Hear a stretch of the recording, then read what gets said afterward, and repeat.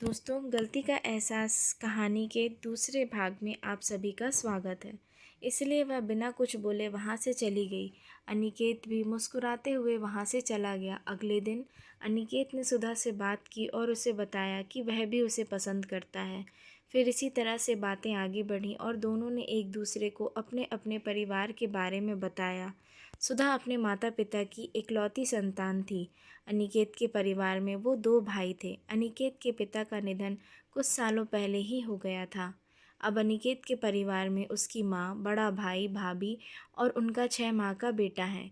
अनिकेत के पिता के जाने के बाद उसके बड़े भाई नितिन ने ही घर की सारी जिम्मेदारियां संभाली।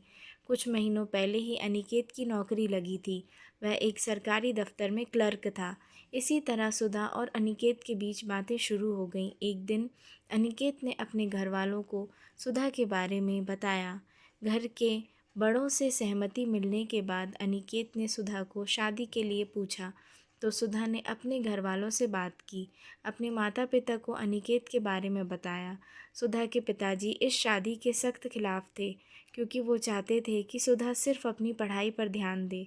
लेकिन सुधा की ज़िद के आगे उन्हें झुकना पड़ा। फिर जल्दी ही दोनों परिवारों की रजामंदी से सुधा और अनिकेत की शादी हो गई। सुधा के ससुराल में उसे ढेर सारा प्यार मिला।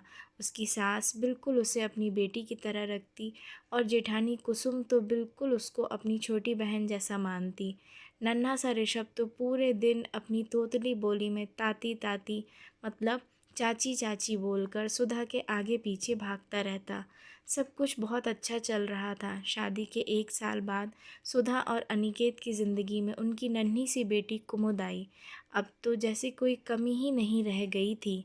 पर कहते हैं ना कि समय कभी एक जैसा नहीं रहता। एक दिन नितिन अपने ऑफिस से जब घर वापस आ रहा था तब एक ट्रक से उसकी गाड़ी का एक्सीडेंट हो गया और उस एक्सीडेंट में नितिन की मौत हो गई। कुसुम का तो जैसे संसार ही लुट गया।